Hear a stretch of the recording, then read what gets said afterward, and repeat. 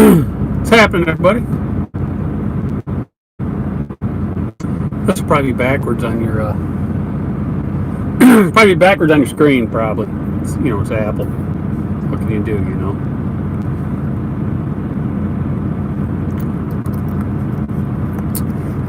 Anyway, and we'll go back to doing some. Hey, Harold, we'll go back to doing some teaching for all the new guys that are in the trucking industry and want to think about going into owner-operator status from company driver or just going right into it. Word up, other trucker James, what's up? Who else slid in here? We got Big Road Little Truck, TJ, what's up, buddy? Provost.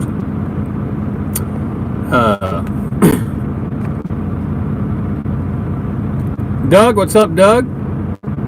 MT Fuel Corp. Hey, MT. Thanks for the letter you sent me. And you should call sometime, right? What's up, Highway Surfer Dave? Well, there's a lot of things going on in YouTube right now, right? Drama. We don't get into drama because they do it just to produce views. What's up, G Daddy Watt? What's up, Zach? What up, Zeke? Zeke the Dragon. Quad Sevens. The new venture. Are you getting there? If you need any help, just call me. You got my phone number. See, that's another thing. See, I wiped out about half the numbers in this phone, and there's over 500 still in this phone of drivers, right? That call me up whenever they feel like it, and talk about trucking business, other stuff, all that good stuff. So here you go. If you're looking into getting into being an owner operator, there's three ways to do it. You can buy a truck, you pay cash for a used one, cash for a new one, or you go to a bank and get a loan, or the dealer, right? The dealer's here too. Or you go to the dealer and you get a loan.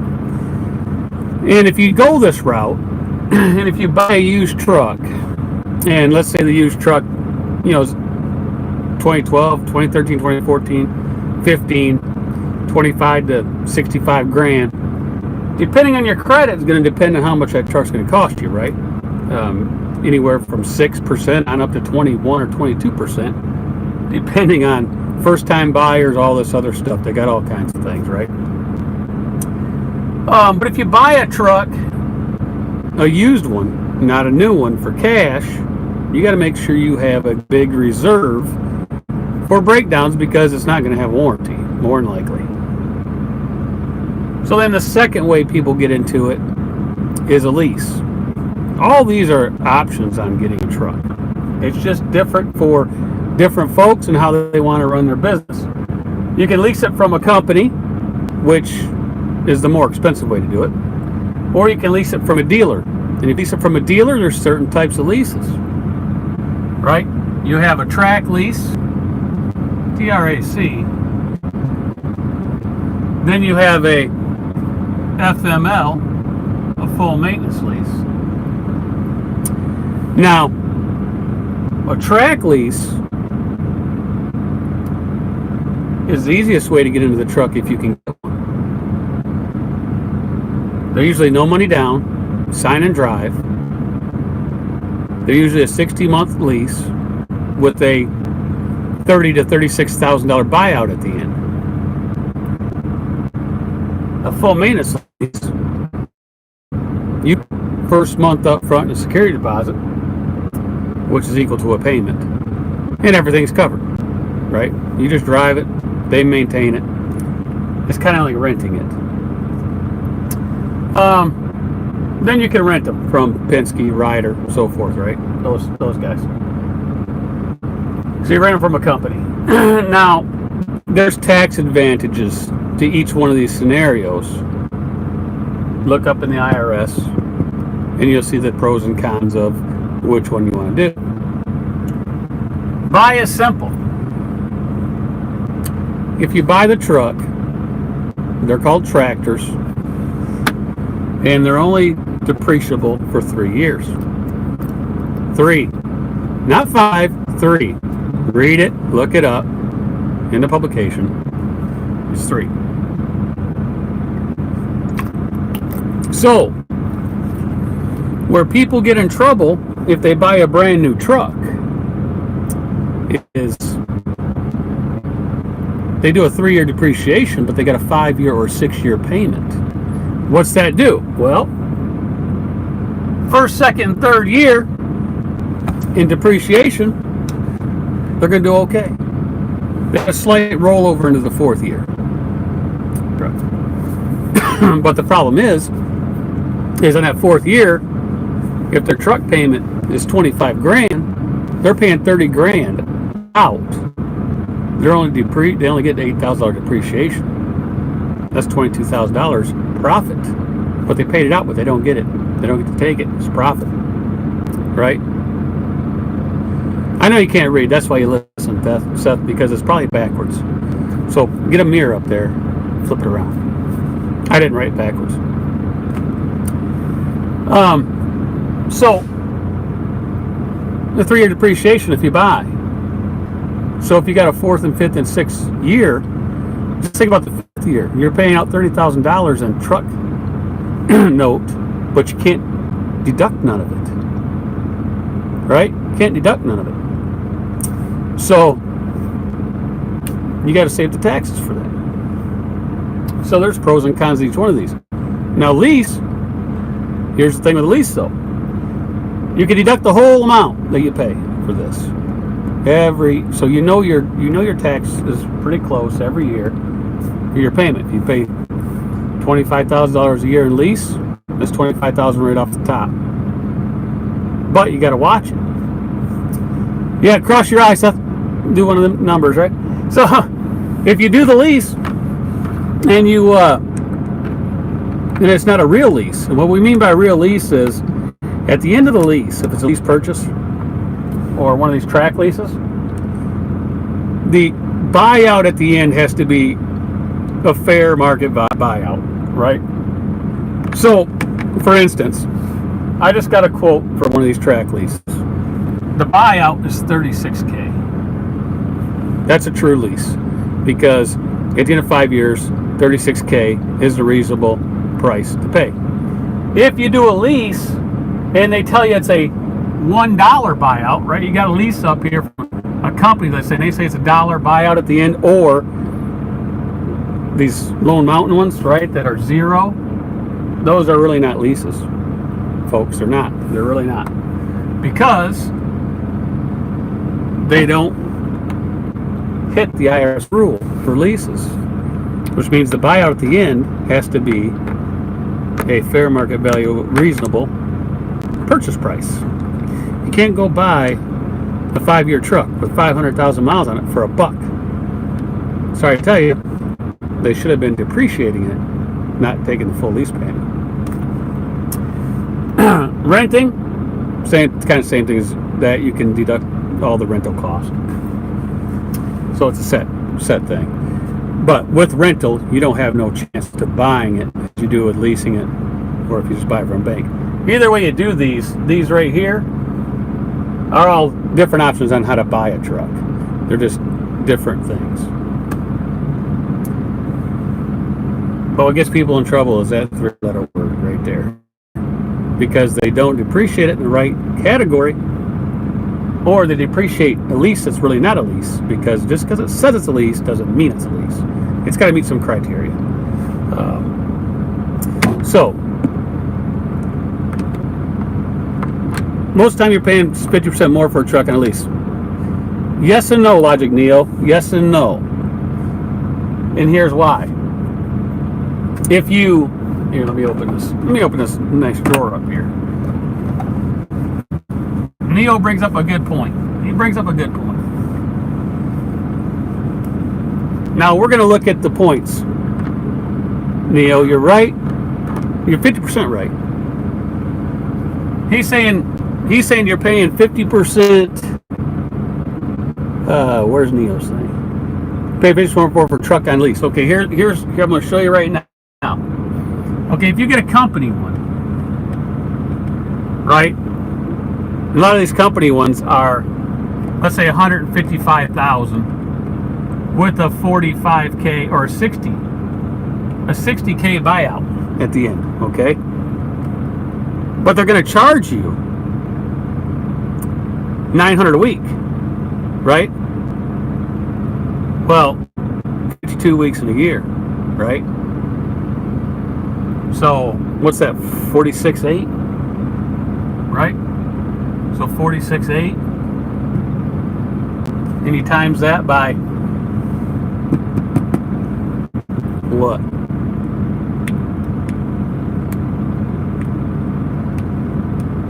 Oh, it's not 46.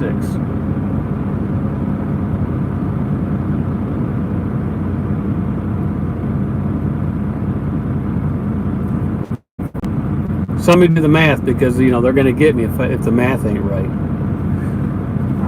You know what I mean? They're gonna get me. They'll shred me apart. Right? So 44.2. Right? It's 44.2. And then if you times that by 5 years, because most of them are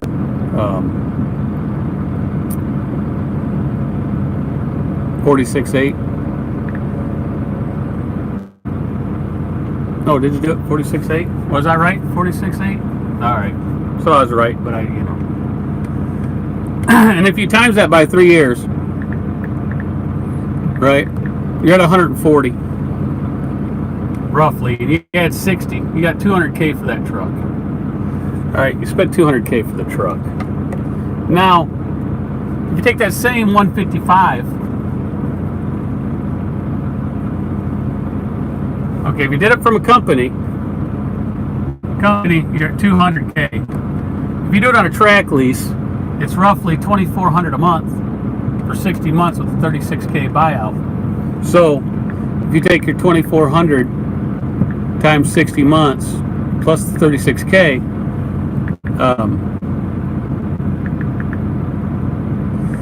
times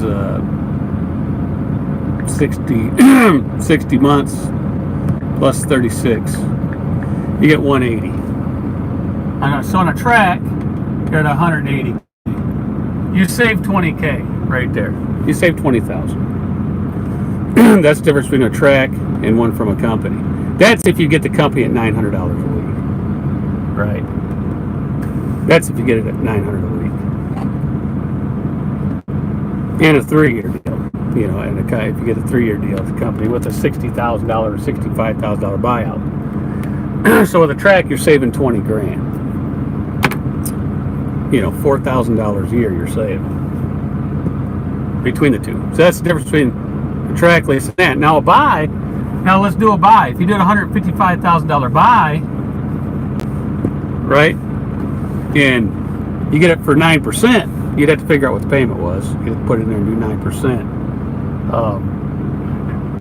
So if you done it, didn't put no money down, you're probably around $3,100 a month or $180,000. You're gonna be right there where that track lease is. Track lease is the same as the buy, except that here's the two difference between a track lease and a buy. Here's the difference. If you have a track, that payment might be $2,400, but if you buy that truck, it's $3,000. So you're saving $600 up front on the monthly payment. So after 60 months, if you take that $600, the difference, and you bank it, you're going to have $36,000 in the bank. So you turn around and you pay the track lease off, which is going to be $36,000 at the end. And there it is. It's the same as the buy, except you have a smaller upfront payment. And if you save that difference, you can actually just hand them the cash when it's done. If you didn't want to save that difference and you put it in a maintenance fund, that would really knock your maintenance fund rate good for that truck. And then whatever you didn't use, then you could buy it or go get a loan on it for 1 year and just pay it.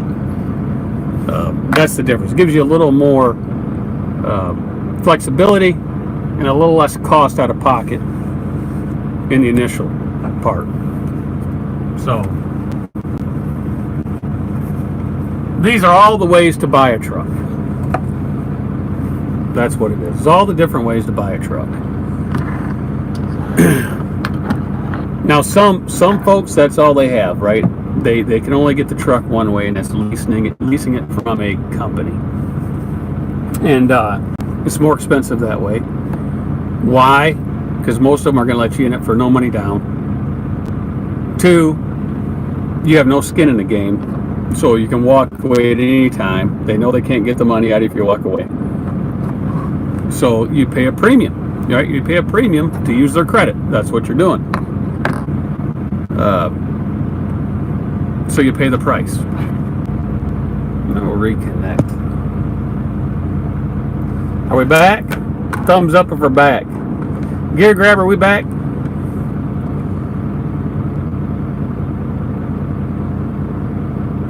Big Rig CEO says, what about the new guy who has not been in business long enough to qualify for a track or a buy? Well, here's the thing. That's where I was getting to, Big Rig. I was saying that for some of the new guys, that's the only way in to the game is leasing from a company. Now, if I ever had to do that, there's only one way I would do it. The only way I would lease from a company is that they had a 1-year lease, because 1 year is not that long, and it gets you in and out, right? Get you in and out. Or if you had one that was by the month. There are some of them out there that offer it by the month. Now, what's up, Greg? I seen you pop in here. What's the best way for the driver to build up their credit rating? Well, okay, we'll talk about that. The problem with buying trucks is this. If you lease it from a company, you get 0 credit rating. None. None of the companies I know of report to the credit bureau. So you could lease that truck. But here's the bad part. If you lease it from a company and you're paying $4,000 a month on that truck every single month for 3 years, you go to buy a new truck, you go to the dealer to buy a new truck, guess what? You have no credit. You got no truck buying credit. Why? Because they don't believe this is a form of credit. Because you're leased to the company, they're taking the payments, you have no choice, they're going to take it, so you really have no buying, they don't count that as buying experience, because you didn't have control over when you paid them and how the payment came out. They know the company takes it and they get their money first. So most of them won't include this as a form of buying a truck. That's the bad part. If you do a track lease, then that does, because it goes on your credit. Anytime you buy a truck and it goes on your credit, then you know. But now, let's go a step further with this leasing game. There's several ways in the world where credit is good and credit is bad. For instance, if you want to buy a house, let's say, and you have a truck on your credit, you can almost forget the house. You can pretty much forget it. Because they're going to say this. Because most owner-operators, or all owner-operators, take as many deductions as they can to save on taxes, correct? Everybody agree with that? You take every deduction you can, basically, to save on taxes? Well, here's the problem if you're buying a truck from a bank. All right, here's the problem. If you got a $2,800 a month truck note, and you do $175K a year, but you write that down to $45K, right? You take all your depreciations, you take all this stuff, come down to $45K, and you want to buy a $150,000 house, guess what? You're not going to get it. Why? Because this is just about $4,000 a month, rounded, This right here is $2,800 a month. Well, guess what? Your debt ratio is already 70%. They won't give you a house at 70%, folks. They won't do it. But now, here's why some people lease from a company. If they have it in their mind that, hey, I'm going to buy a house within the next 1 or 2 years, they'll lease from a company for 3 years. This is why. Because they do this and they lease. They pay the extra money, because let's say the lease is $4,000 a month, but it's not on the credit bureau. It's not on the credit bureau. So what happens is when they run the credit, this doesn't show up. So if they show $60,000, let's say, and their credit cards and everything only equal about $2,000 a month, and this here's $5,000 a month, they're only at a 25%. Guess what? Bingo, they get the house. They get their property. The other guy don't. That's why some people do this. Because it's not on the credit report.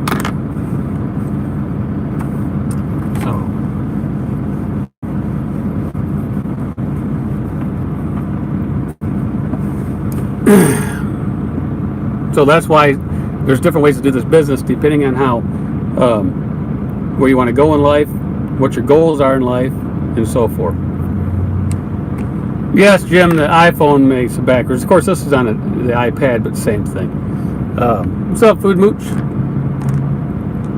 So that's just back to the basics. The little thing on buying trucks, leasing trucks, renting trucks.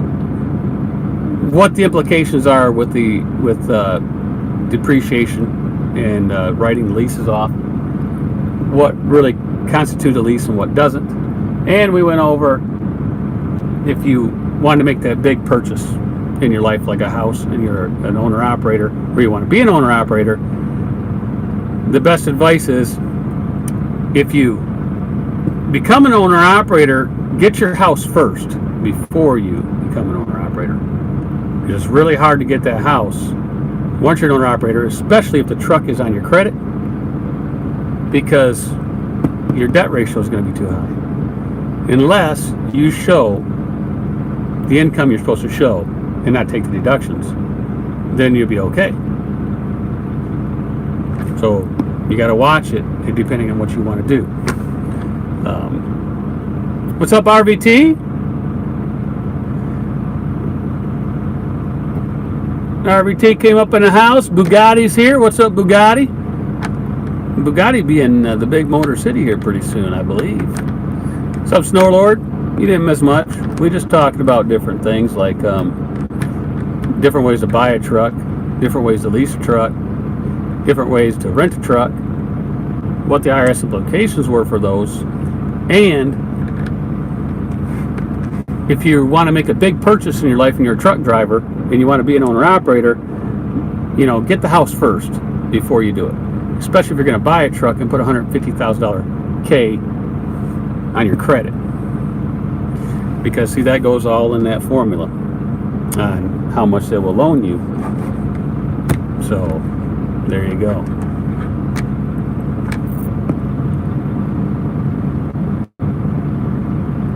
House in your wife's name, crazy talk. Well, if you're married, it's joint, so it really doesn't matter whose name it goes into. They look at your tax return. Trucker B11, that depends. Yes and no. If you're getting it from the dealer and it's in-house dealer, then no, it does not report. So it just depends on which one. Right? That's like if you do them from a companies, these big mega carriers, it doesn't show up either. So those won't show up.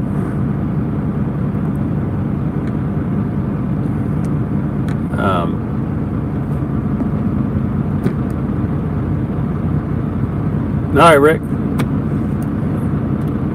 Oh, Rick's got jokes. What's up, Tracy Baker? Yep, we'll be at GATS. Come see us. We'll be doing a live show. Stop in, sit down, interview if you want. ask questions, answer questions. It's going to be a good time. We'll be set up with Thunder Funding and 123 Load Board. Come check us out, and we'll be there every day. Yeah, Greg Murphy. It does affect buying a house.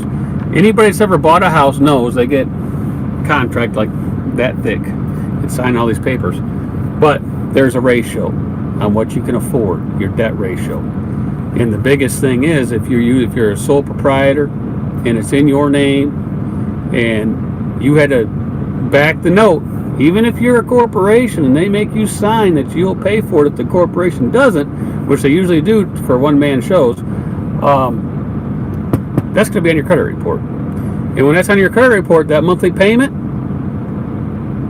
they add all that up, and that goes in the debt ratio. So if you make $200K and you rock it all down to $50,000 or $60,000 with all the deductions, depreciations, everything, you take every penny you can, cell phones, food on the road, all that stuff, and you knock it all the way down to 50, you're not getting it. Because if the truck's $2,800 to $3,000 on a new truck, you're already over your percentage. Well, Howie Surfer Dave, some people live in that house.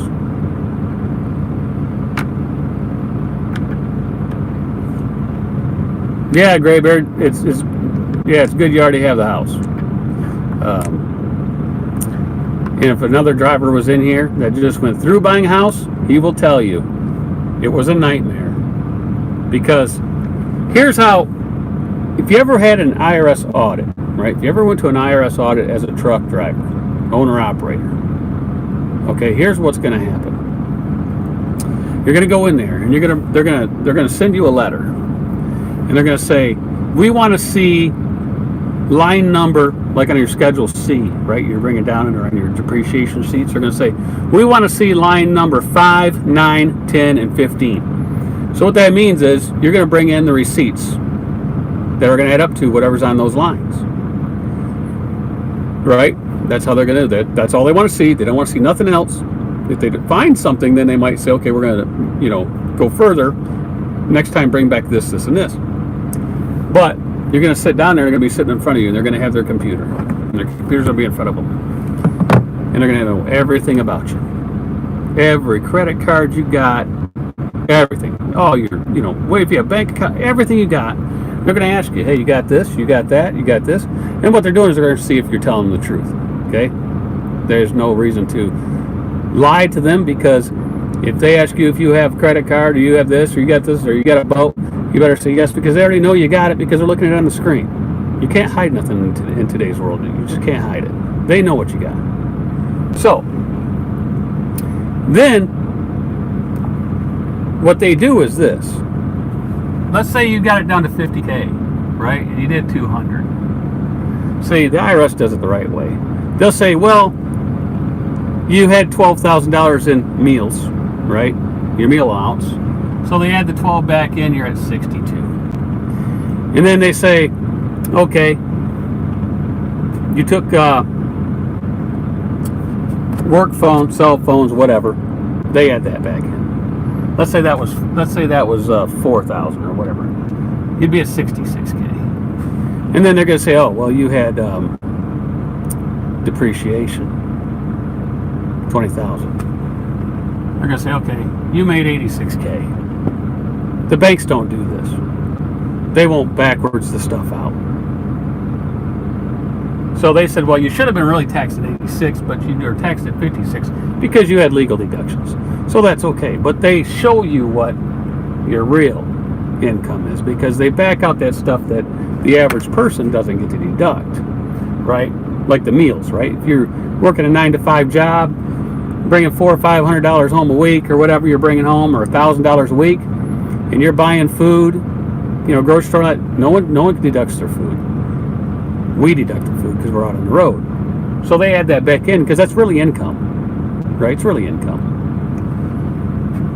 So it's the same thing if you had satellite TV on your truck.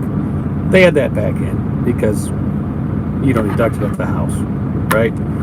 So they add all that stuff back in and show you what your real income is. And then they look at what you have and so forth. But they check all those receipts, what they wanted, and then if it all clears out, they say, okay, you passed, have a good day, and you walk out the door. Right? So there you go. So James, I heard you like plate trailers.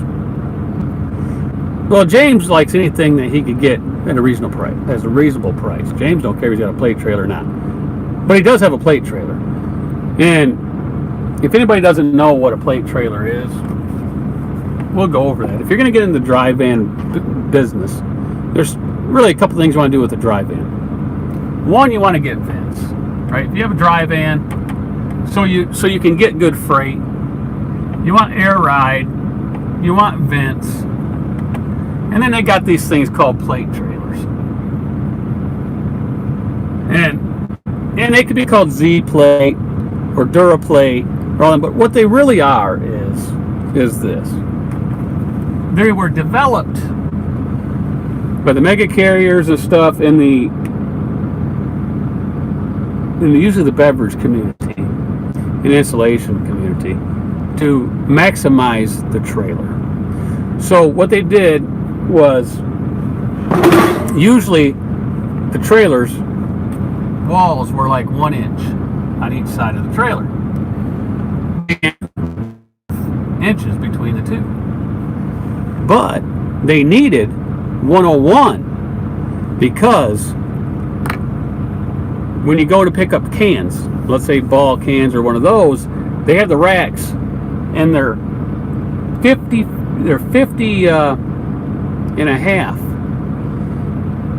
wide, so they take up the whole thing. So what they need is 100 inches, 101. They need 101 between the two walls. So they make this a half inch on this side, half inch on this side. They're thinner walls, but it's 101. Now they can haul that extra freight where this guy can't. So if you don't have a plate trailer, then you can't haul like the cans and insulation and so forth, and some of those that have the extra width, that extra half inch width, and they call those plate trailers. So if you get a plate trailer and you get vents, you can haul almost anything for the vans. You can haul everything for the vans, and if you got that trailer. But you got to watch out for this right here. Watch out for this, because there's a company that makes kind of a plate trailer, but it's really not a plate trailer. It's kind of in between a composite and a plate trailer. But when you got the 101 and you got this half inch here, you got to make sure that your sideboards, your rails inside your sideboards, don't have that little metal lip sticking out. Because if it does, guess what? You're not 101 no more. When they try to put two of those racks in there, they're not going to fit, and they're going to say, sorry, you got to go. You got to turn you around. Even though the dealer will say it's 101, but the kick plates on the side, your side kick plates, if they got the ridge sticking way out, guess what? It ain't 101 no more, folks. So you got to watch it. Got to watch it. If you've never seen a plate trailer before, the big orange and a lot of the big mega carriers, that's all they have. And you'll know you'll have a plate trailer, and this is why you'll know you have a plate trailer. You'll know if somebody's carrying a plate trailer. If you don't see it saying Duraplate like Wabash and Z-plate, and all you gotta do is when you're watching these van trailers go down the road, and everybody's seen them, especially if you hauled one, the sides are going, they're whipping back and forth. The sides are really super thin, and they whip back and forth. You can see them just buckling like this going on the road. If they're not a plate trailer, they don't do that going on the road. The sides stay straight. There is no bending of the wind or anything. But on those plate trailers, the sides are like, wow, they flutter in the wind, man. That's what they do. You know? But, see, I don't have a plate trailer, so I lose out on a lot of loads in the area, the installation loads and everything. And, you know.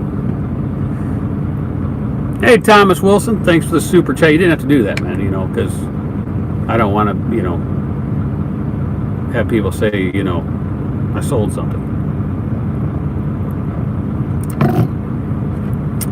You know, I think this is America, isn't it? Isn't it not? Capitalistic society. maybe they ought to read the definition in a Webster dictionary. Oh, I forgot, they don't even print that no more, do they? Just saying.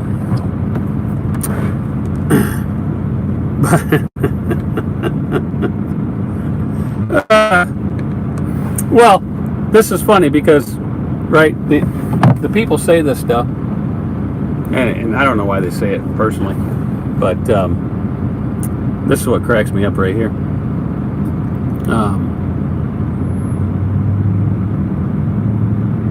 Let me see here.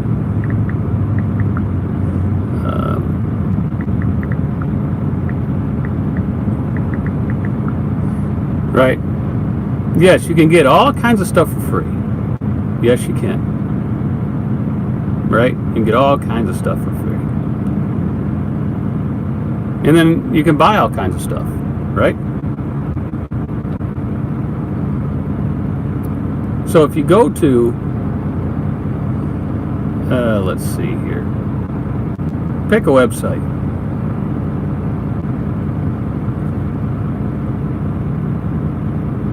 Let's click education here.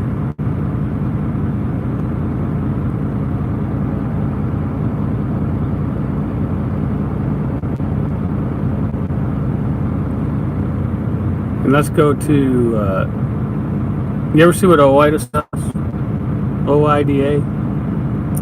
They sell anything? They sell all kinds of stuff.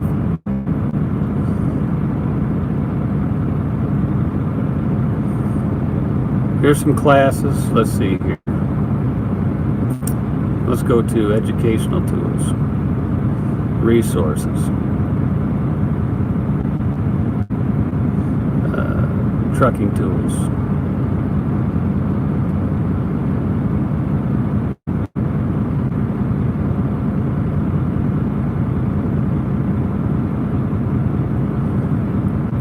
All right. Then if we go to Trucking and Beyond, right? You want to see how much that stuff is?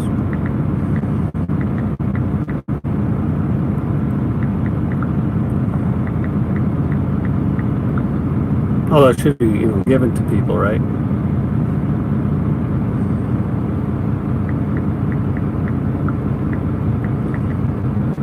Because, all right, let's go to this website right here.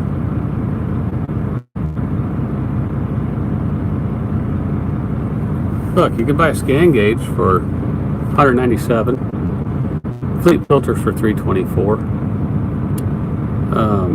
Start driving your business $247. Tire pressure monitoring systems $400, $399. All kinds of stuff. Shouldn't that be given for free? I'm just asking.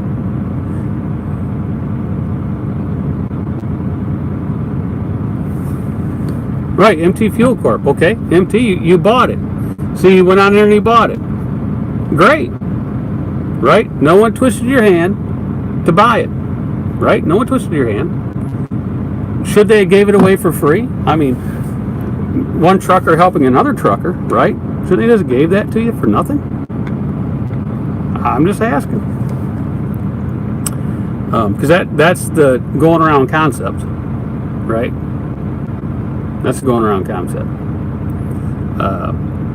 Should just give it away free. It's another trucker. It's their website, right?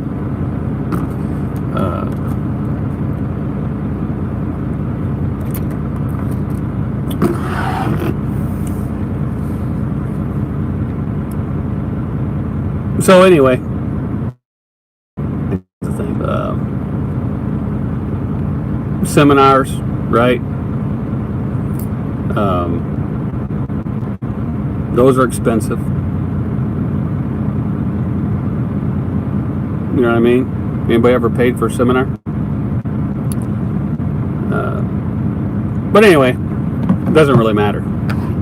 That's why we live in America, right? No one forces anybody to do anything. So, there you go. No one makes you click the button. No one makes you. So if you want to click a button and buy air tabs for your truck, tire pressure monitoring systems, what's some other stuff, gadgets I got? Wii Boost, headsets, CB radios. No one makes you click those buttons or buy them.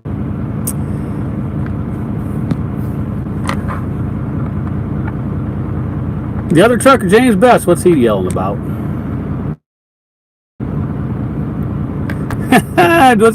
Nailed it says James looks good in a in a hoodie with a safety vest over it, of course.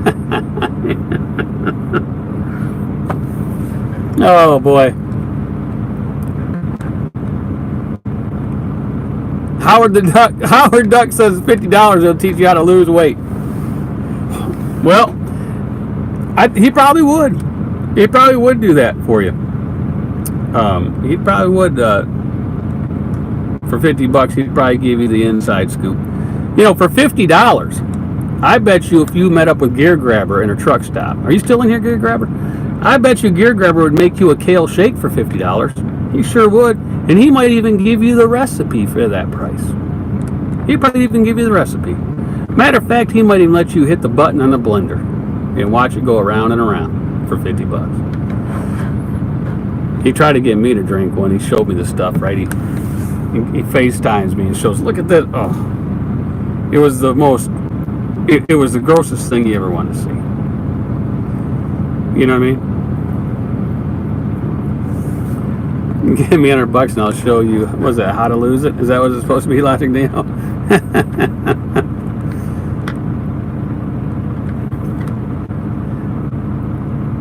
RBT reporter increasing coaching calls after all the drama. He probably got a lot of money. Money back, 100%, of course. And that's just like, you know, so what if some guys want to sell t-shirts or a hat, you know, because they have a YouTube channel or anything else? It's no different. That's no different than, you know, some people want to buy a Smith & Wesson hat. Some people want to buy a Nike hat. Some people want to buy Bass Pro Shops hat. There's no difference. Not one single one. He says, I think track fits my needs right now. Yes, a track lease is a good one. And if that dealer by your house, because I'm talking to those folks because they took over my dealership that I was at. So my account is going over to them. And I talked to them about it, and I'm in some more talking to them about it if they would hook up the guys that are over here that wanted to do something like that for Volvo or Mack, because they're both dealers, right? They got them both.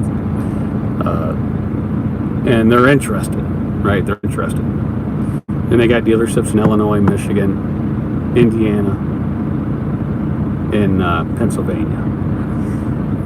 So they are interested. So that might be a good way. And plus, it would knock your payment down hugely. I mean, it would be a tremendous score for your case, right, from what you're doing. It would be a great benefit. Because the good thing about to do a track lease instead of buying it from, you know, the bank thing is, one, you get the lower payment. Two, you put in all the 5-year, 500,000 mile warranties, right? You do all that. And so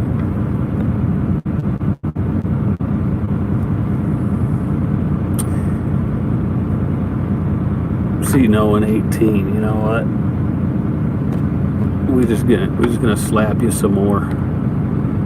How about that? Slap you some more.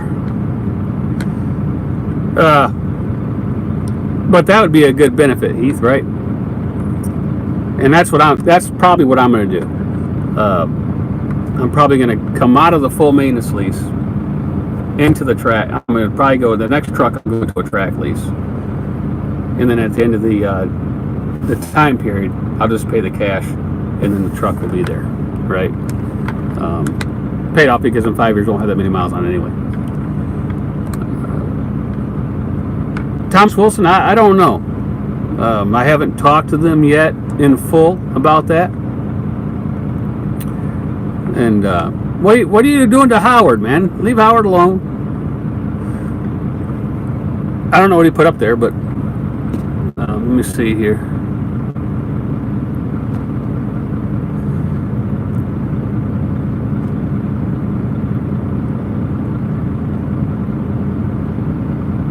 Oh, TJ got him out of there. Well, we are, Harold. We are. It's a bigger dealership. They have a nationwide. They told me they have a nationwide. So I'm gonna find out what that is, right? So that's what we're gonna do, and then I'll pass that out. I'll pass that information on to all the guys, and everybody out here on this channel, right?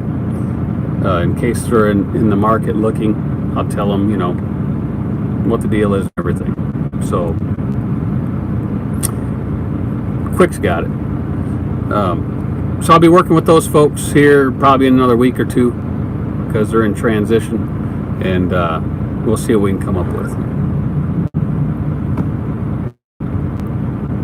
But I'm definitely rolling out of this truck into something else, and it probably will be that new Mac.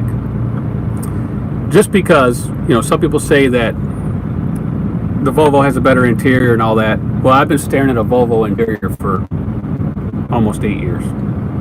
Well, more than 8 years, because I had the 880 Volvo and then two 670s.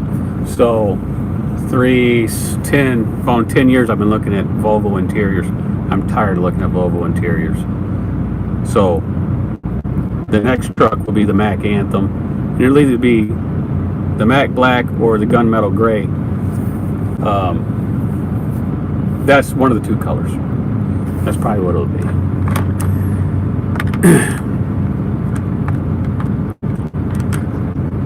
TJ, about time you go on vacation, brother.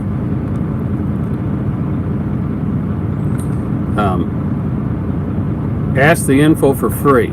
Well, Gear Grabber Spell Checker, boy, it must know what he's really trying to do. You know what it is? It's because if you seen that kale shake he made, it looked like something what he just said. That was some bad stuff, man. See, now this is Gold Peak unsweetened iced tea. Unsweetened. There's no calories. There's nothing. Zero. But I did get something at a TA. I usually don't buy things from truck stops. You know, not that much stuff. But check this out, folks. I had to get this. The TA had this, right, in their clearance. They had a couple of them. Oh, my iPad came unplugged. Let me plug it in. All right, they had it on clearance. 1 pound bag of pistachios, and it's $5.50. $5.50 for that. Now that's cheap for 1 pound bag of pistachios, 16 ounces. That was a good deal. They had 4 bags. Of course, Gear Guard, you should buy all 4 bags. No, I'm not buying all 4 bags. I just bought 1. Yeah, that was a good deal. Because you can't even buy these in the store. I mean, half this size bag's $5 in the store. The 8 ounce bag's usually $5 or so at Walmart.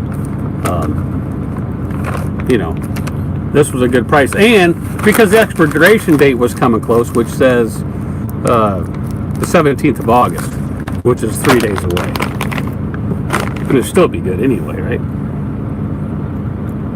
$13 for shelled at stop. Yeah, $13. That's what the original cost of this was like $12. Mac is only another Volvo. Yes and no. Yes and no, Kenworth Rider. They left the Mac body with that, you know, Mac always had that rugged built look, right? Because that's what they were known for. And the Mac engine's the Mac, but the transmission, it's Volvo technology. Everybody knows that. So the transmission and everything, it's going to drive the same for transmission and stuff wise. The interior is different, right? They got different interior. Other than that, and the body design is different. But yes, it does have some Volvo features in it. Yes, it does. It has the transmission stuff. They call it a M drive, instead of a, like Volvo calls it with the I shift or whatever.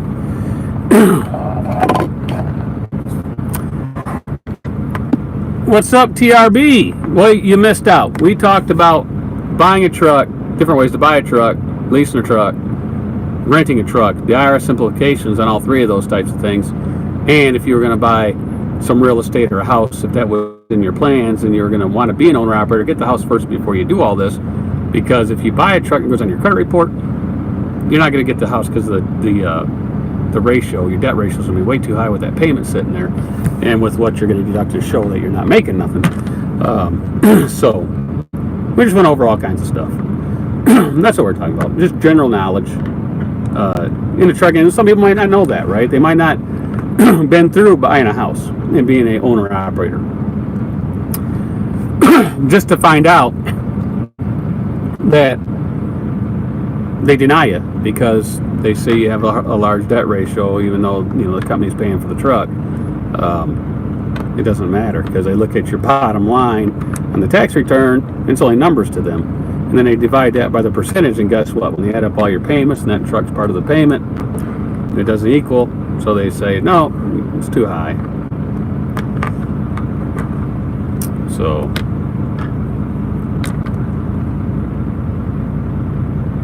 the MP8 is wider valve clears to make the Mac rattle in different Volvo. Alex D, I love that. Don't send cigars till you receive your genuine Menudo hoodie. That means we talk about other trucker James Best talking about stuff. Now somebody's let's talk about that wide guy. Let's talk about the barn. Hold on a minute. I gotta get my other phone.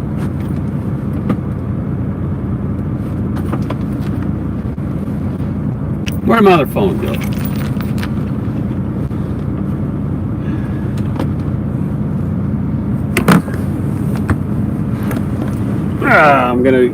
Someone's getting mad at me. Why? Let me see why. I guess my grandson's gonna be mad at me. So I'm asking why. We're waiting for the response.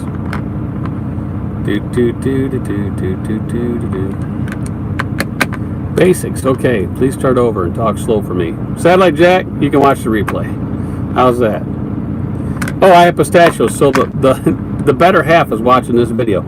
Well, check it out, Matthew. $5. I won't shortchange you. It's $5.50 for a 1 pound bag.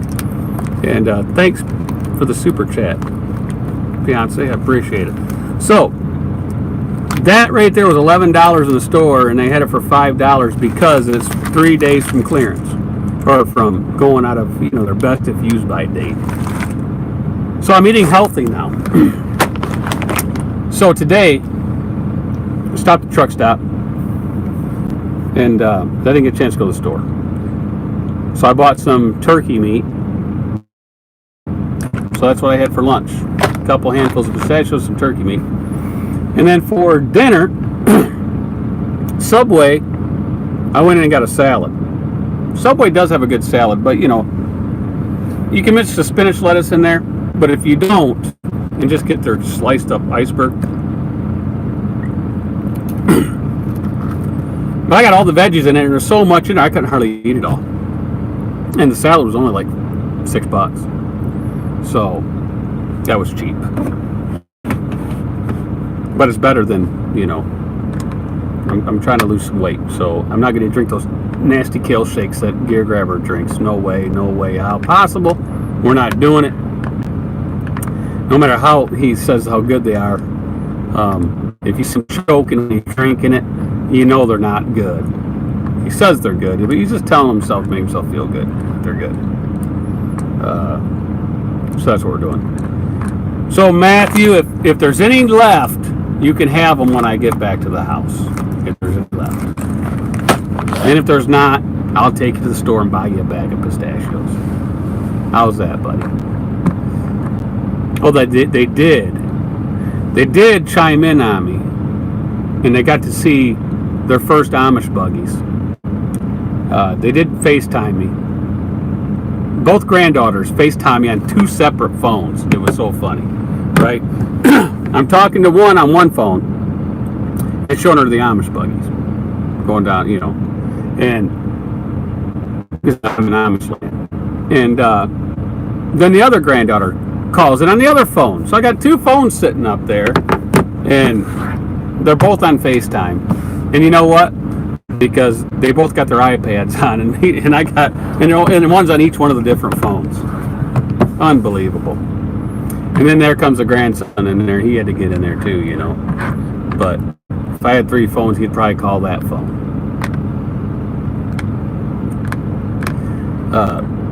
Yeah, there's a lot of Amish buggies out here in Shipshawana. You got that right. They're all over the place. I had to deliver to the big store, the big, store there where they got outdoor markets, all kinds of stuff. And I'm trying to go, okay, where do I got to go in here? And there's people everywhere. There's 6 tour buses. And there's people everywhere. So I'm like, where do I go? So I turned on this side street and said, no trucks, down at the end of it. And just at the end of the building, there was a dock. So I said, maybe that's it. So I pulled in there.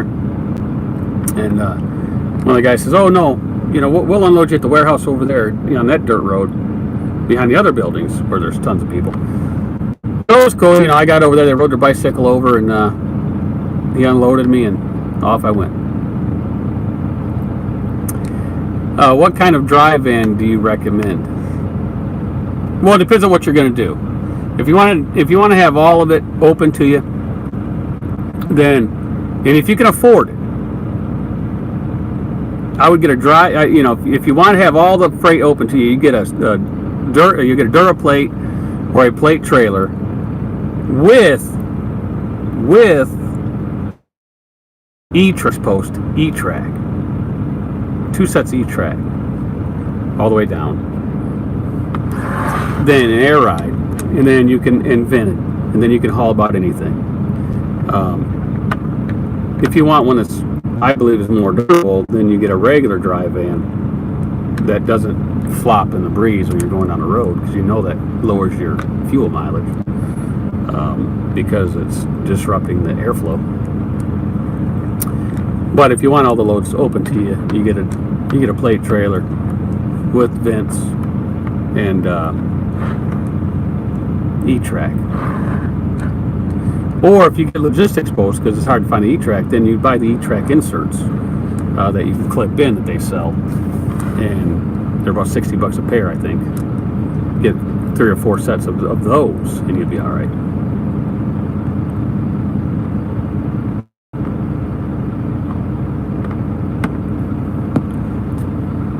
Darren says, want to buy a truck for $15K. What do you recommend for a first-time buyer? Well, that's hard. That's hard to tell. That's hard to say because it all depends on situation. We'd have to talk privately, and because you know how many bills you have at the home. Are you married? Does the wife work? So forth, so forth. There's a lot involved in that situation. Are you planning on, getting a bigger house within a few years, and so forth and so forth? Because the first 2 years, let's face it, even if you buy a truck, the first 2 years in trucking, the depreciation is going to be so big that you're not going to be paying much taxes, and your tax return is going to be very low on what money it shows you actually making because of the big deductions. Let's go back to the barn, because I didn't forget. What's up, Dow Brothers? What's your schedule for gas? Well, we'll be flying in Wednesday night. I told the wife you're taking us all out for barbecue, so she's watching. So you're not getting out of it, Dow Brothers. Taking us out for barbecue. There you go.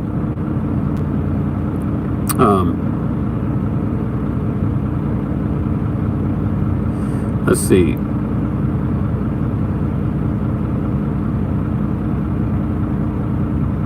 I know somebody asked about if they could write off their barn. Can I lease my barn back to my trucking business for tax deduction? Why, guy, you can. If the barn is used for your trucking business, you can do that. You can depreciate it, or do it however you want to do that. But there's a catch. There's a catch. If that barn is, let's say, 40 grand, and you depreciate it, and you depreciate all 40 grand, then you go sell the house. That barn is part of the house on the sale, so you would have to really pay the capital gains tax on that part that was written off.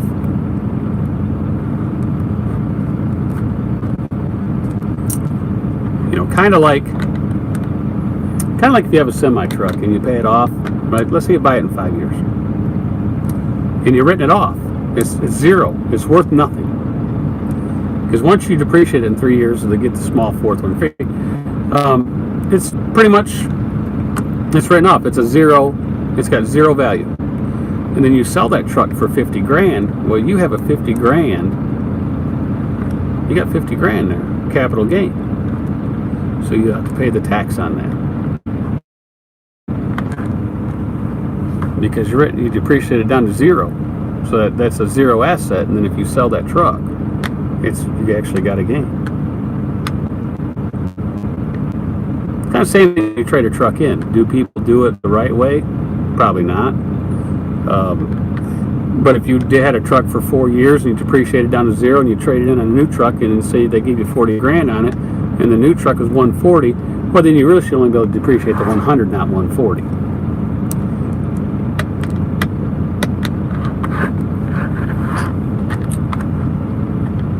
So, but always check with your tax accountant or tax attorney, whichever you use, or check with the IRS codes. Read them; they're boring, but that's where you can get the information.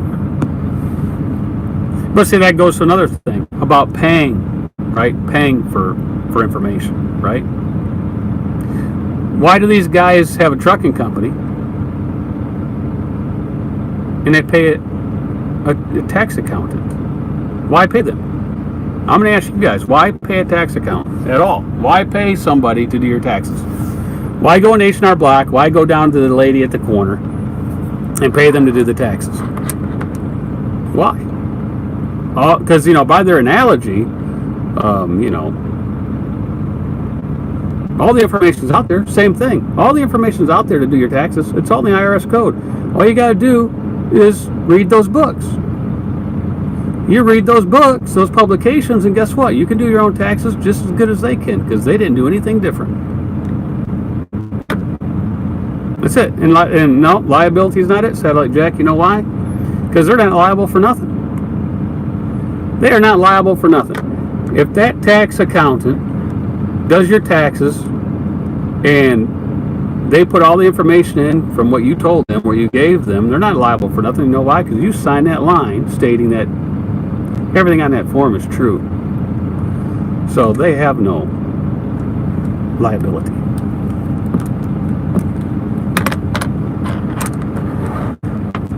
There is no liability there.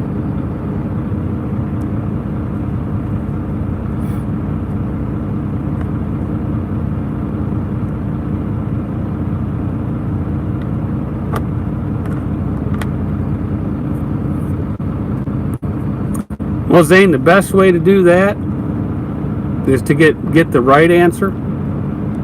It's called the FMCSA hotline number, and they'll answer your question. It might take you 15 or 20 minutes for them to answer the phone, but they'll answer your question, and they'll tell you how to do it, the exact way to go about doing what you want to do.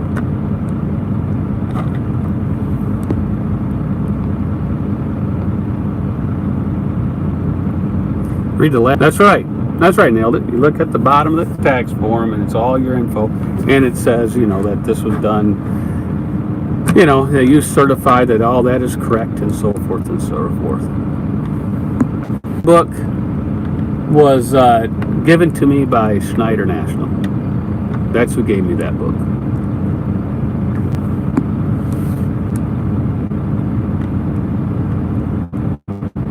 But you can get that book probably from J.J. Keller, right? J.J. Keller sells everything. They're the ones that produce all that material. So if you go in there, and here's the thing, right? People say, why pay for something? You ever looked at J.J. Keller's website, folks? Right, in the trucking business, they charge a boatload of money, right, for products. So compliance topics, right? I click on compliance topics. There, let me turn the screen down. All right, transportation safety. Now we're going to go hit on that. See, it's right here, and we're going to go to reference tools.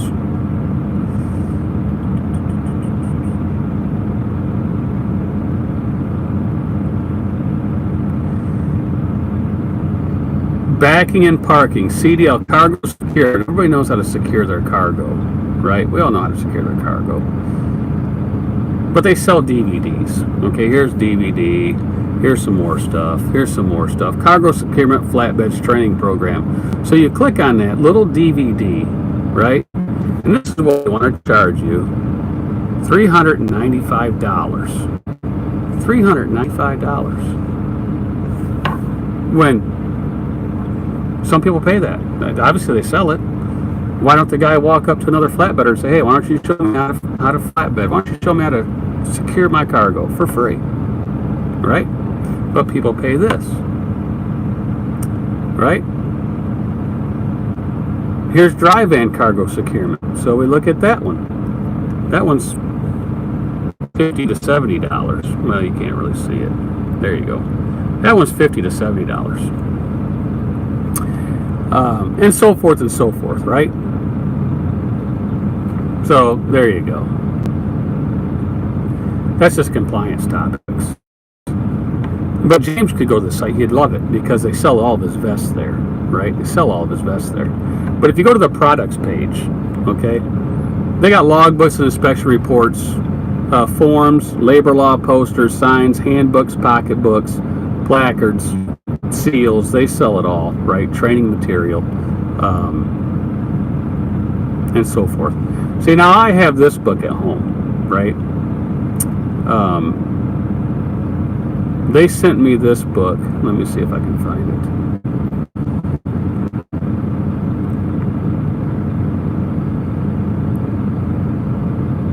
All right, they sent me this. Let me turn the screen down even darker.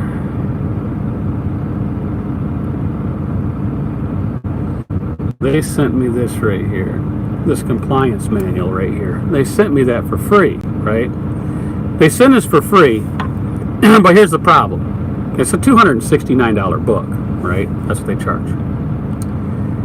But once they send it to you, then they want to charge you a fee to keep it in compliance, right? It's a 1-year update service. For that price, they give you a 1-year update service and online access.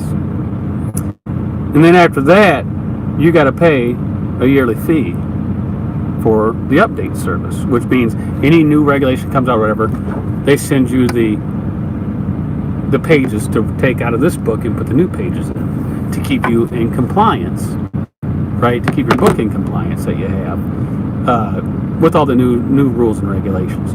So for someone that doesn't want to keep up on it, is it worth it for them? Sure it's worth it for them, because if they want to spend the $600-700 a year or whatever to stay in compliance with this book and flip to a page to see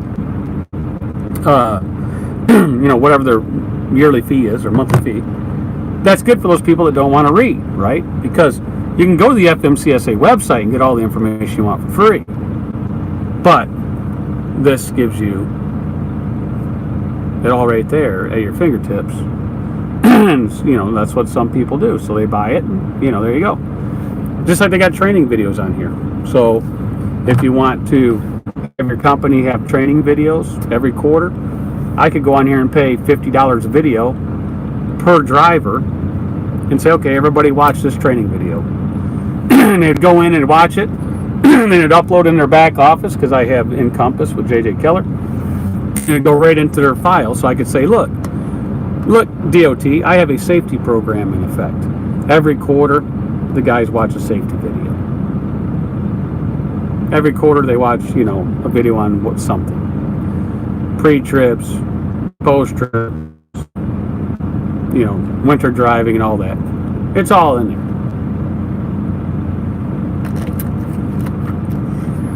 So it just depends on how much you want to spend. I mean, you could spend a fortune in this business just on training materials.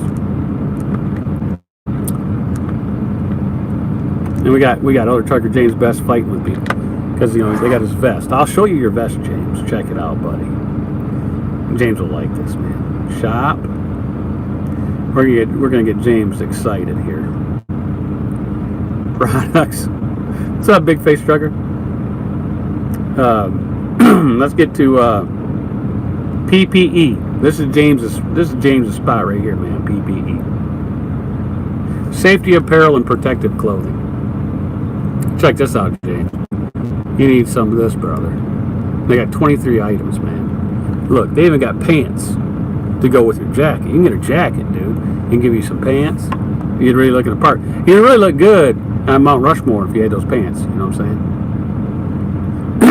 On a rainy day, you can get all suited up.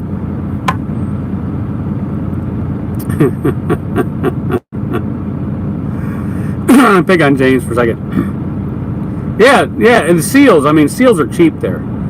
If I'm gonna buy seals, I'd buy the seals from here and get the big multi-pack, right? Buy them by the hundreds, because you get a better deal that way. See, here's your boot. Here's your vest right here, man. Get you one of these. Get you one of these vests, man. Standard mesh safety vest. You know what? That's not a bad price. Check the price out. It's only $4.15 for that one. Of course, they got the ice traction device. Schneider gave that stuff out for free. They gave everybody these. If you want to know what they cost about $19 for the ice cleats. But Schneider gave them to the guys for free, right? Because they wanted to be safe. Well, they got good quality ones, man. They got quality vests, James. Now, check it out, man. Go get yourself one. Get the design, right? Put a design on it. So, but here's what you need, James. Now, this is what you need, brother. I'm going to show you now. Winter's coming, but for summer, get rid of the vest, man. Get rid of the vest. And for $0 to $16, you can get a t-shirt, dude. You could have the t-shirt. Right there. It's the Glow Wear Type R Class 2 short sleeve t-shirt. If you had to get an extra large, they're $16.95 a piece. You get that t-shirt, man. Right there. Get a couple t-shirts. They have long sleeve for wintertime too, James. Check that out. So, Keller's a good place to go for all your materials. They are, they do. Some things are pricey. Some aren't. Right? So if you need a bunch of forms, they sell all the forms. If you don't have an online deal for driver files, they sell the driver files. They sell the folder and everything in it. Right? You can buy packets of them. You can have a special folder for every driver file. It's got all the stuff on it. They sell all that stuff. All your books, all your seals, all that good junk. So like little plastic seals, check them out. Because they're expensive in the store, right, folks? We know they're expensive in the store. I like a light duty trailer seal.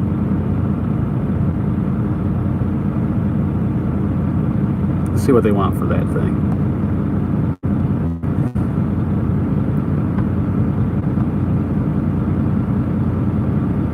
Come on, man. I want that seal. How much is it?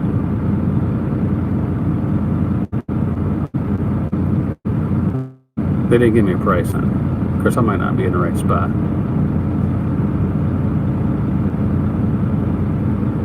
Let's narrow the result. Their website's kind of, on the phone, it's kind of odd here.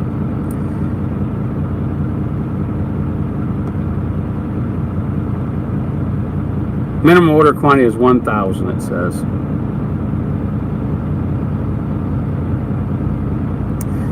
And you get 25%. They do have some discounts too. They'll give you some discounts on that stuff. So that's pretty cool. Anyway, I gotta buy some seals. Maybe I'll hand them out to the guys, you know, when they come over. Now the bolt seals, those are about $1.40 a piece for those. Those are on $1.47 a piece if you buy them, you know, buy a lot. So here's your plastic seals. They run starting at 10 cents a piece for any of these colors. You choose a color. So, you know, if you go in here and choose a black seal, stock, quantity, 1,000, they want you to do 5,000 for that one. 10 cents a piece.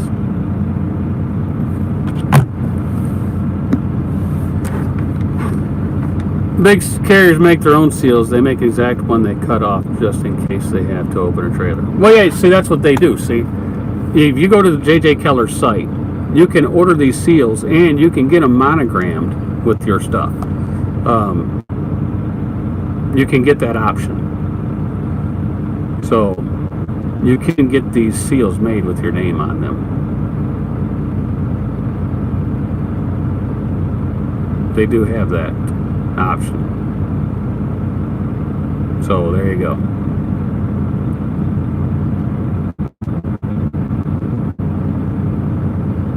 It says available only personalized or personalized with barcode. So they can have they even put a barcode on there for you if you really want a barcode and so forth. That's, you know, they sell all kinds of stuff. They're out of Wisconsin, right? They're right up there just south of the Big Orange. Hey, Greg, have a good one, man. Thanks for stopping in. Oh, James, what are you saying about cigars? This truck stop here, dude, they have a cigar setup in here, man. I'm gonna tell you something. They got cigars everywhere. They got cases of cigars. Humidors, right? You walk in there, they're all sitting in there. They got a big smoke area there. This would be your stop, brother. And I'll tell you where it is on a telephone call. When you drive through here, you can stop in here. If you happen to stay the night, they have real cigars, my friend. Real cigars. You would like it.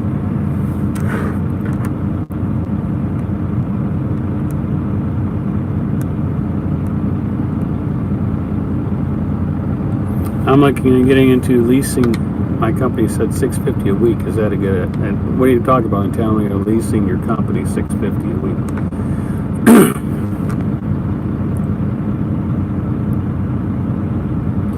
Let's see. We're about done here. We went long enough. Yeah, Thomas says they're one of your largest paper companies.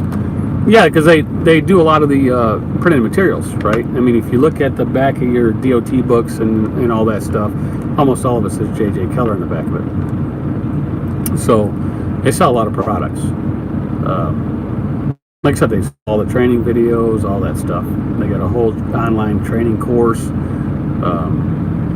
If you do the Encompass thing, you can keep track of all your files online. Your company files, your driver qualification files. If you did have the ELD, it keeps track of the whole thing. You run your whole company from it if you want. Like I said, they have the training program set up so you can show DOT that, hey, we have a safety program in place. We do videos. We have this. We have that. And Every time someone watched it, it gets put up into your file that you watched it and gives you credit for it. So they got the whole thing. But there's a price, right? Just like anything in business, they're in it to make money. There's a price. They don't give it away for free.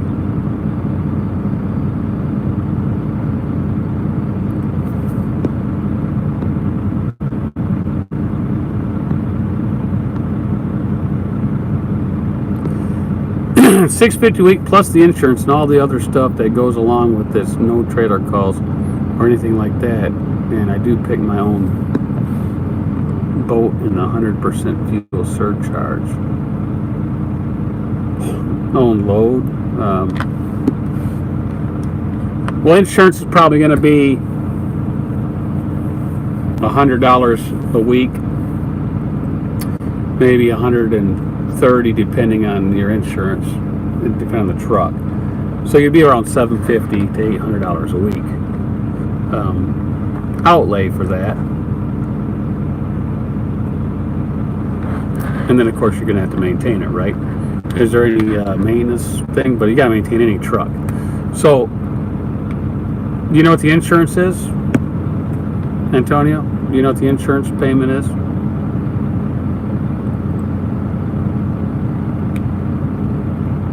Because is it a new truck? Is it a new truck? Because you got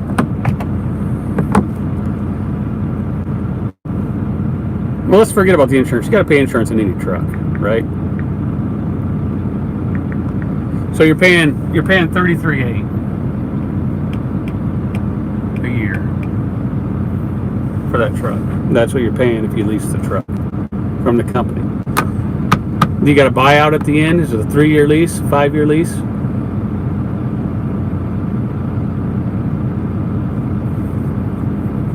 Alex D, yes and no. They have some good freight, and then they have a lot of bad freight. It just depends on the time of year, also. Yeah, I was close. I said between $100 and $130 a week, so $120 for insurance. But insurance you got to pay on any truck.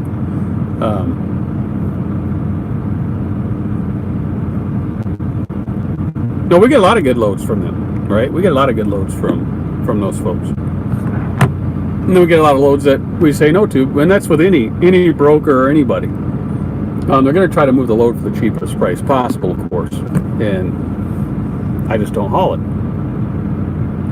So it's 2019 Peterbilt, and do they give you a buyout at the end? Is it a 3-year, 5-year? You know, what is it? And we'll see if it's a good deal, right? That's what we're going to do. See if it's a good deal. The 2019 Pete is here, I'll just show you the thing. Let me bring up a program here. Help you guys out real quick. Then I'm gonna turn this off and watch some TV because I did everything else today I had to do.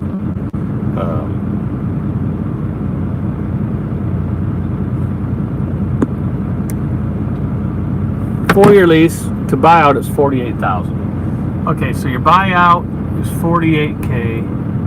It's a 4-year. So, you know what the purchase price of the truck is? Is it $155,000? We'll just say, I'm going to say it's $155,000. That's probably where it is.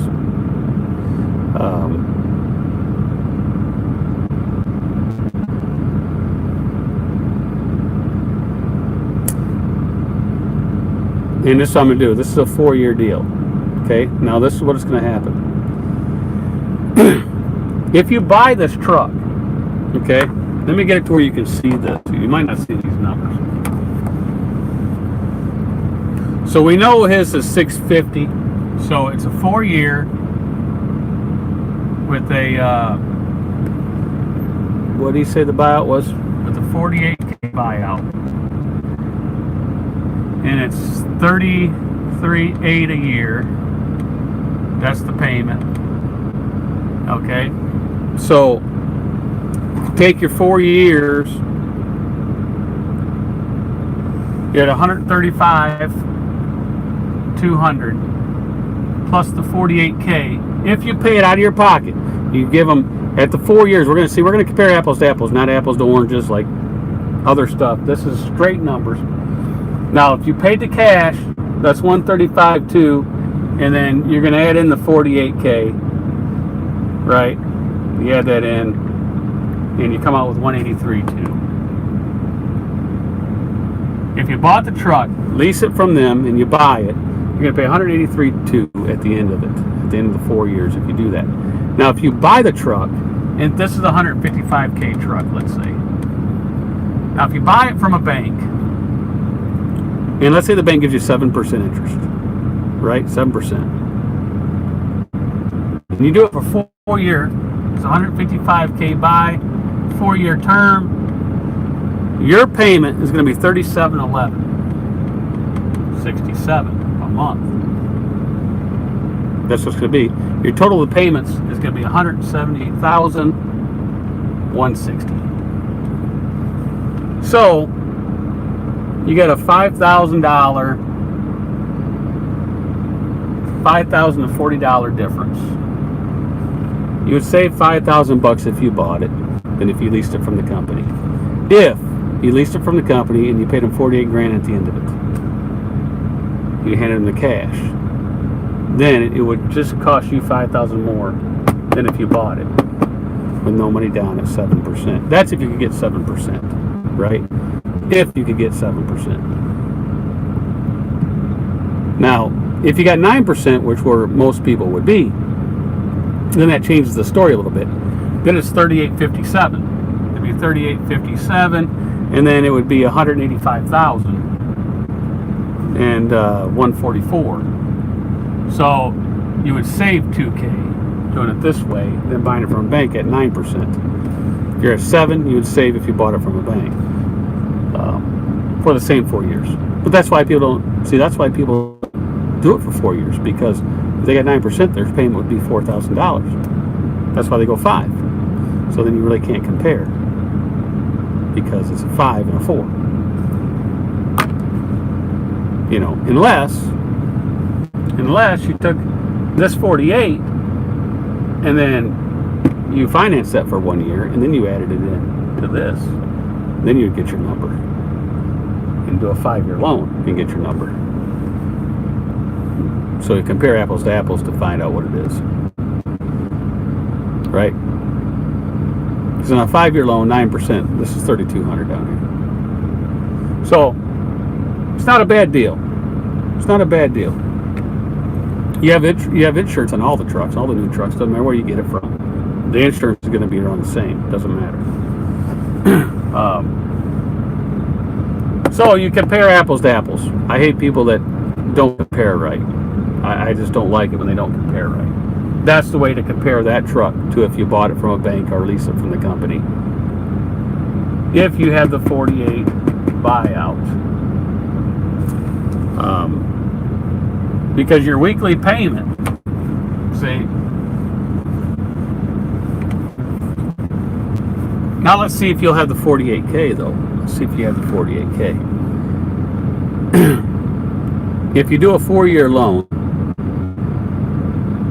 with 9% on a $155,000 truck, your monthly payment is $38.57, and your $650 a week times 4.33 weeks is $28.14. Okay, this is if you leased it for those 4 years. So you have $38.57, and then you take your $28.14. That's a difference of $1,043. And guess what, folks? If you times that by 48, he would have $50K in the bank, right? He buys the truck out for $48,000. He has $2K in his pocket at the end of it. So there you go. It's just buying it. But you have to be you have to do this. You have to have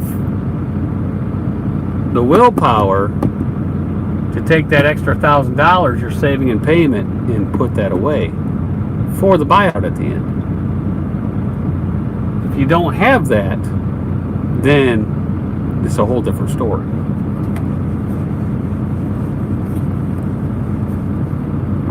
You got to be able to have the mindset and actually put the money away and act like you're paying that high payment. So there you go. There's your answer. There's your answer. And yes, you do get the tax benefits, Antonio, for the 4 years. You do get that whole payment because the buyout is a fair value buyout. So yes, you do. Then we can even look at that aspect, right? How much more do you get for the tax implication, right? Do you save? If you save, figure out your tax implication on that, on each one of them. You might save more on the taxes to really make it better to do that than it is to buy if you do the buyout. But it's all numbers. You just run the numbers, and then that's what you get.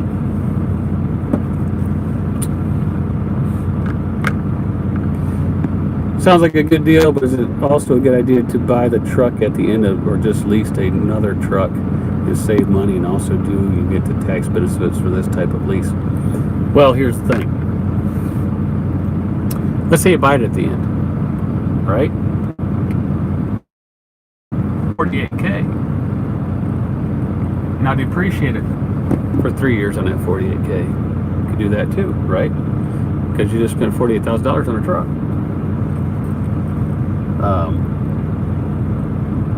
That's one way. That we just got 7-year write-off. Did you not?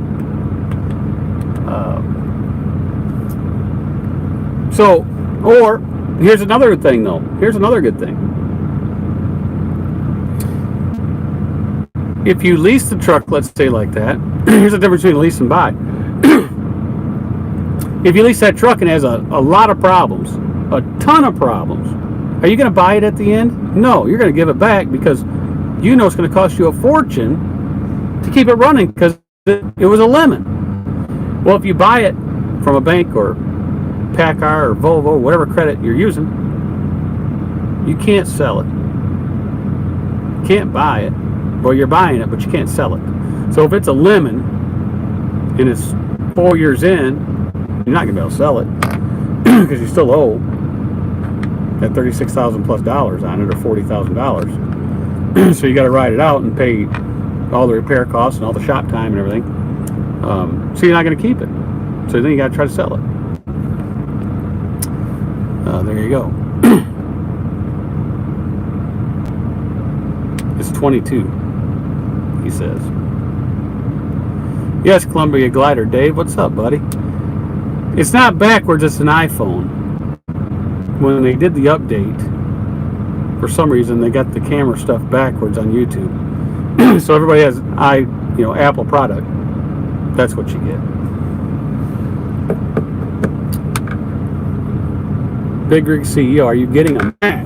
What are you talking about, man? How do you know I'm gonna get a Mac? You mean an iMac or a Mac, M-A-C-K, Mac truck? Is that what you're talking about?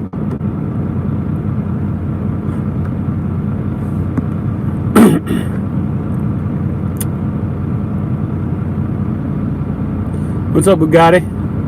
Yes, Big Rig CEO, I'll probably get a Mac. That's what I'll probably get. Don't know when, but that'll probably be the last truck I get. Well, that will be the last truck I get. See, it's even on the phone.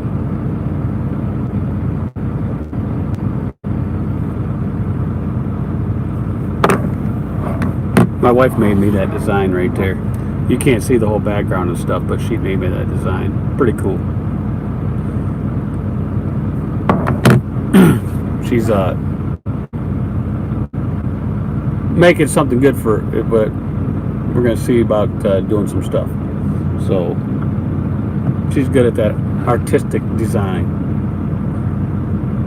So she's working that up. She's working that up right there. All right. We're going to get off here. I'm losing my voice. I got... Say a command. Exit. So I'll see if it does it. No, I didn't do it. Anyway.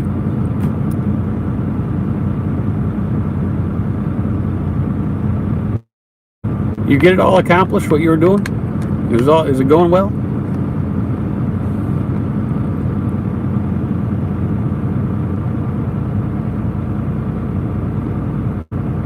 Yeah, Bugatti, I'm not going to delete this video.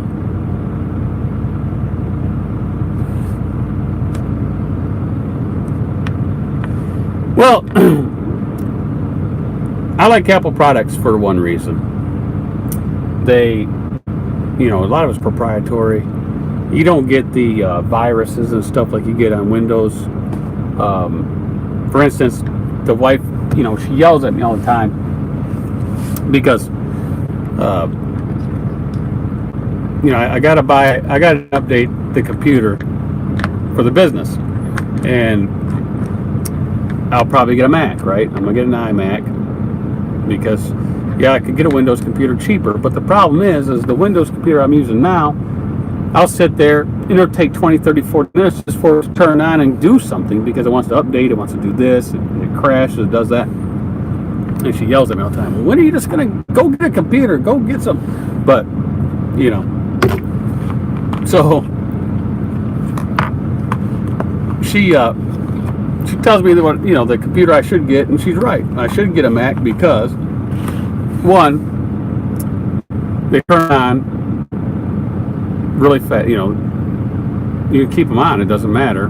You click them on, they're on. Nothing really freezes up. They work. You don't get the viruses. So it's just a better machine. Heath knows. There you go, Heath. You tell him. Heath will tell you the scoop. If if you're just doing, if I was just doing, the business stuff, I could get by on a Windows machine, but it'd be a gaming machine. If I bought a Windows machine, it'd be a gaming machine for the fact that the video card is what really makes the computer what it is. Because it only goes as fast as the video, the graphics card. That computer ain't going to display anything. It's all about the graphics. So, if I bought one, it'd have, probably the 1080, NVIDIA 1080 in it, with at least 8 gigs on board, if not more. 16 to 32 gigs on the RAM. Have an SSD in it, so it'd be super fast on the memory. Talking to the memory banks. So, that's if I done that route. But since I do YouTube and all that, and I'd like to take the YouTube to another level, then the Mac is where it's at. Because the computer I'd like to have from Mac, I'm not going to buy. Because if I did, I'd buy a Mac Pro. But they're super expensive. But if you really want to do some video and editing and do that and have a really good channel, the Mac Pro is where it's at. You ain't beating that, baby. Isn't that right, Heath? You ain't going to beat a Mac Pro. It just ain't happening for video production. See? Logic Neo's got a Mac Pro. Hey, Logic Neo, you got the Mac Pro that looks like the little space-age cylinder that just sits on your desk? It's only about like the A-high. And about like, that big around. It looks like a Powerade bottle. That's what it really looks like, but and you pull the lid off and you got your stuff in there. Or you got the Mac Pro iMac. With that Mac Pro, I mean, you can hook with their Thunderbolt ports and all that. You can hook up 32 devices to it. Monitors, different types of cameras and all kind of stuff. Oh, you got the laptop? Alright, cool. So I'll probably just get an iMac 4K or 5K Retina screen. Just the regular iMac. Not the Pro. So that's probably what I'll do. Because it'll suffice both both parts of it, because I'm not doing no, super duper video stuff.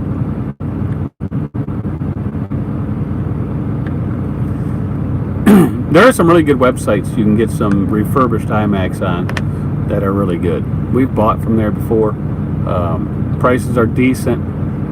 They come, we bought one 2 years ago. Still works like a champ,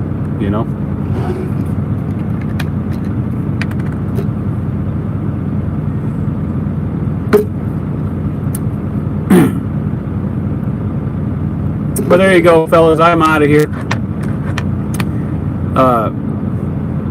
Come see us at Gats. Come see us at Gats. We will be there Thursday, Friday, Saturday. At the 123 Load Board Thunder Funding booth. We'll be live on YouTube. Come see us. Join in if you want. We will do so. We'll do interviews, answer questions, and we'll be broadcasting live from Gats. Come see us. And I'll answer a couple more questions. He says, and when you want to get down with some World of Warcraft, you can play on your Mac too. So it's a win-win.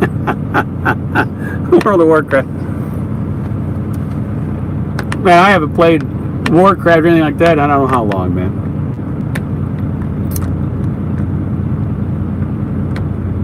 Yep, so that's what's happening. Come see us at the booth. And there'll be a lot of stuff, a lot of swag there, right? A lot of things to do, pick up. Talk to Scott Kenny and Willie at the booth. Talk to Lauren, 123 Load Board. Get all the information from those guys, and then come see us.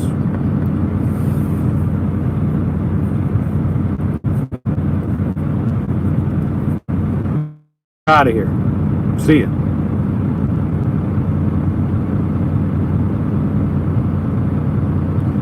Oh, I can't, it won't close out. So we'll just keep on going. Yes, Eric Fritz is in Dallas. So, yeah, I thought about getting a Windows computer just because, it's cheaper, get a different monitor, all that stuff. But then I'm sitting there and it's frustrating that it doesn't work. I'd bring out the iPad and do everything from the iPad. Or I go upstairs to the Mac that's up there and use that. But yeah, the Windows, forget it. That thing's something else. All right, we'll see y'all later. See ya.